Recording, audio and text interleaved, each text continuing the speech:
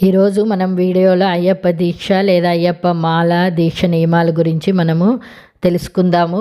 First time నా వీడియోని చూసినట్లయితే ప్రతి ఒక్కరు సబ్స్క్రైబ్ చేసుకోండి.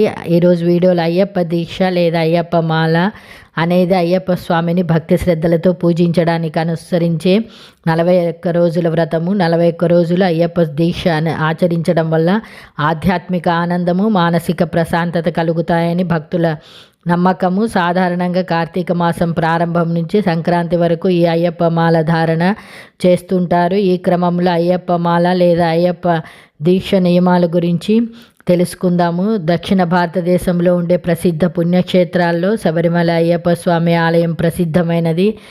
దేశం నలుమూలల నుంచి భక్తులు శబరిమలకు వస్తారు. అయితే అయ్యప్ప దర్శనం కోసం వచ్చే భక్తులు మండల కాలం పాటు అంటే 41 రోజులు దీక్ష తీసుకొని ఇరుముడి కట్టుకుంటారు. మాలధారణ చేసినటువంటి స్వాములు 41 రోజుల పాటు భక్తి శ్రద్ధలతో నియమనిష్టలతో అయ్యప్ప స్వామిని పూజిస్తారు. సాధారణంగా ప్రతి ఏడాది కార్తీక మాసం నుంచి మకర సంక్రాంతి వరకు భక్తులు అయ్యప్ప మాల వేసుకుంటారు. ఈ 41 రోజులు చాలా కఠినమైనటువంటి నియమనిష్టలతో దీక్ష కొనసాగిస్తారు. ఈ అయ్యప్ప దీక్షలో నియమాలకు చాలా ప్రాధాన్యత ఉంటుంది. ఆ నియమాలు ఏంటో ఇప్పుడు మనము చూద్దాము. మొదటి నియమము సాత్విక జీవనము, బ్రహ్మచర్యము. అయ్యప్ప దీక్ష చాలా పవిత్రమైనది. ఈ దీక్ష కాలంలో తప్పనిసరిగా బ్రహ్మచర్యం పాటించాలి. ఖచ్చితంగా చెప్పాలంటే ఒక యోగి వలె జీవించాలి. అబద్ధాలు ఆడకూడదు, ఇతరులను దూషించడము, పరుష పదాలను వాడటం చేయకూడదు, ఇతరులను మోసం చేయడం మహాపాపము. ఈ దీక్ష సమయంలో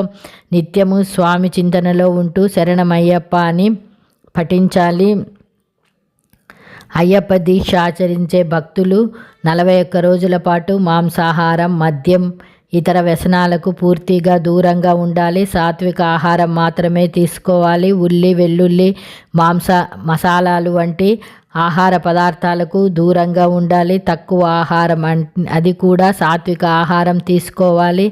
దీక్ష సమయంలో మీ శక్తి మేరకు కనీసం 5 మంది అయ్యప్ప స్వాములకైనా భిక్ష పెట్టాలి. నలుపు రంగు వస్త్రాలను మాత్రమే ధరించాలి. ప్రతిరోజు ఉతికిన బట్టలు మాత్రమే ధరించాలి.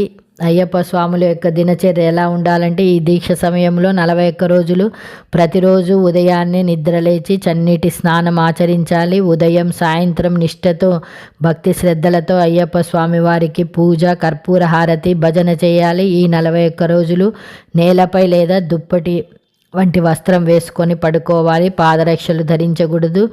దీక్ష సమయంలో క్షౌరం చేసుకోవడం, జుట్టు కత్తిరించుకోవడం, గోళ్ళు కత్తిరించడం చేయకూడదు. మాల విషయంలో పాటించవలసినటువంటి జాగ్రత్తలేమో తెలుసుకుందాము. గురుస్వామి లేదా తల్లిదండ్రుల ద్వారా మాల ధరించాలి. మెడలో ధరించిన రుద్రాక్ష లేదా తులసి మాల ఎట్టి పరిస్థితుల్లోనూ మెడలో నుంచి తీయకూడదు. స్నానం చేసేటప్పుడు, పాదపూజ చేసేటప్పుడు మాల నేలకు తాకకూడదు. మాల ధరించిన తర్వాత చిన్న పెద్ద లేకుండా ప్రతి ఒక్కరిని స్వామి అని సంబోధించాలి. గురుస్వామికి, తల్లిదండ్రులకు, పెద్దలకు తప్పకుండా పాదాభివందనం చేయాలి. అశుభ కార్యక్రమాల్లో పాల్గొనకూడదు. దీక్షలో ఉండగా రక్త సంబంధీకులు, దగ్గరి బంధువులు, దాయాదులు ఎవరైనా మరణిస్తే మాలను విసర్జించాలి. నుదుటిపై ఎప్పుడు విభూతి, చందనం, కుంకుమ ధరించాలి. నిత్యం స్వామియే శరణమయ్యప్ప అనే మూల మంత్రాన్ని జపించాలి. అస్ఖలిత బ్రహ్మచర్యం పాటించి యోగిగా జీవించాలి. ఇంటికి దూరంగా ఉండటం శ్రేయస్కరము. దాంపత్య జీవితం, మనోవాకాయ కర్మలను తలుచుట కూడా అపరాధము. పరుపులు, దిండ్లు ఉపయోగించరాదు. నేల మీద కొత్త చాప పరుచుకొని శయనించాలి. శవం బహిష్టైనటువంటి మహిళలను చూడరాదు. ఒకవేళ అలా చూసిన ఎడల పంచగవ్య శిరస్నానం చేసి శరణుఘోష చెప్పేనంత వరకు మంచి నీళ్ళైనా ముట్టుకోరాదు. దీక్షాకాలంలో స్వామియే శరణమయ్యప్ప అనే మూల మంత్రాన్ని ఎల్లవేళలా జపించాలి. మాలధారణ ఉన్నప్పుడు స్త్రీలను భార్యతో సహా దేవతామూర్తులుగా భావించాలి. పేరు చివర అయ్యప్ప అనే పదము చేర్చాలి. ఇతరులను అయ్యప్ప లేదా స్వామి అని పిలవాలి. మహిళను మాత అని సంబోధించాలి. ఎవరైనా భిక్షకు పిలిస్తే తిరస్కరించరాదు. నుదుటిపై ఎల్లప్పుడూ విభూతి, చందనం, కుంకుమ ధరించాలి. మద్యం సేవించడం లాంటి దురలవాట్లకు దూరంగా ఉండాలి. తాంబూలం కూడా నిషిద్ధమే. సాత్విక ఆహారాన్ని తీసుకోవాలి. రాత్రిపూట అల్పాహారము. స్వామి శరణఘోష ప్రియుడు కాబట్టి నిరంతరం భజనలలో పాల్గొనాలి. హింసాత్మక చర్యలకు దూరంగా ఉండాలి. అబద్ధం ఆడటం, దూషణ చేయరాదు. అధిక ప్రసంగాలకు దూరంగా ఉండాలి. స్వామికి అర్చన చేసిన తర్వాత ఇష్ట దైవాన్ని ధ్యానించాలి. అష్టరాగాలు, పంచేంద్రియాలు, త్రిగుణాలు, విద్య అవిద్యలకు దూరంగా ఉండాలి. దీక్ష సమయంలో తమ శక్తి మేరకు కనీసం ఒకసారైనా అయ్యప్పలకు భిక్ష పెట్టాలి. స్వామి కర్పూర ప్రియుడు కాబట్టి ఉభయ సంధ్యల్లో కర్పూర హారతి ఇవ్వాలి. దీక్షా సమయంలో వయస్సు, హోదా, అంతస్తు మరిచి సాటి అయ్యప్పలకు పాదాభివందనం చేయడానికి వెనుకాడరాదు. తల్లిదండ్రులు కూడా పాదాభివందనం చేయవచ్చు.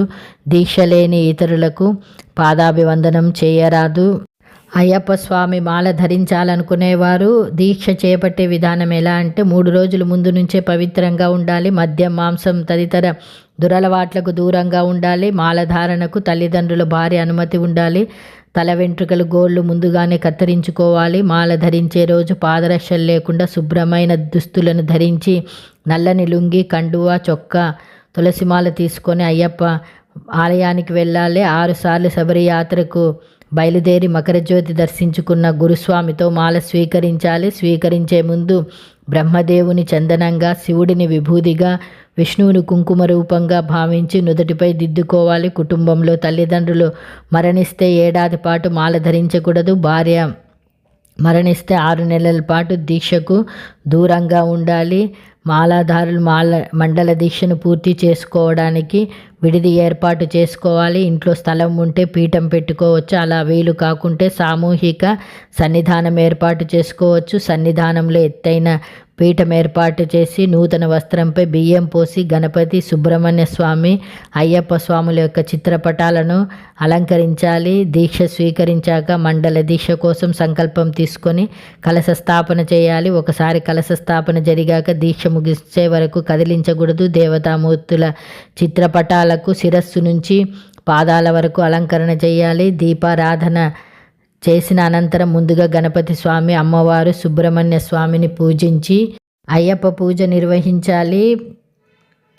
మొదటిసారి మాల ధరించిన స్వామిని కన్యస్వామి అని, రెండోసారి కత్తిస్వామి, మూడోసారి గంటస్వామి, నాలుగోసారి గదస్వామి, ఐదోసారి పెరుస్వామి, 6 నుంచి 18 వరకు వివిధ పేర్లతో పిలుస్తారు. అయ్యప్ప మాల ధరించినటువంటి స్వాములంతా నిత్యం బ్రహ్మముహూర్తంలో నిద్రలేచి చన్నీటి స్నానం ఆచరించి సూర్యోదయం కాకమునిపే పూజను ముగించాలి. తిరిగి సాయంత్రం చన్నీటి స్నానం చేసి సంధ్య పూజ చేయాలి. భిక్షాటన చేసిన బియ్యంతోనే స్వయంగా వండుకోవాలి. అలా సాధ్యం కాని పరిస్థితి 41 రోజుల పాటు మండల దీక్ష పూర్తి అయ్యాక ఇరుముడి కట్టుకోవడానికి ముందు 5 ఇళ్లలో భిక్షాటన చేయవచ్చు. సూర్యుడు నెత్తి మీదికి వచ్చాక మధ్యాహ్నం 3 గంటల్లోపు భిక్ష చేయాలి. సాయంత్రం పూజ అనంతరము కొద్ది మొత్తంలో అల్పాహారాన్ని స్వీకరించాలి. కటిక నేలపై నిద్రిస్తూ ఉల్లి వెల్లుల్లి లేకుండా సాత్విక ఆహారం భుజించాలి. మల విసర్జనకు వెళ్తే తిరిగి స్నానం ఆచరించి స్వామివారి శరణఘోష చెప్పి ఆహారతి తీసుకోవాలి. మాలను ఎటువంటి పరిస్థితుల్లో తీయకుండా నిత్యం ఒక దేవాలయాన్ని దర్శించాలి. స్వామియే శరణమయ్యప్ప అనే మంత్రాన్ని జపించాలి. అష్టరాగాలు, పంచేంద్రియాలు, త్రిగుణాలు, విద్య అవిద్య అనబడే 10 నెట్టంబడికి దూరంగా ఉండాలి. తన శక్తి కొలది ఒక్కసారైనా అయ్యప్ప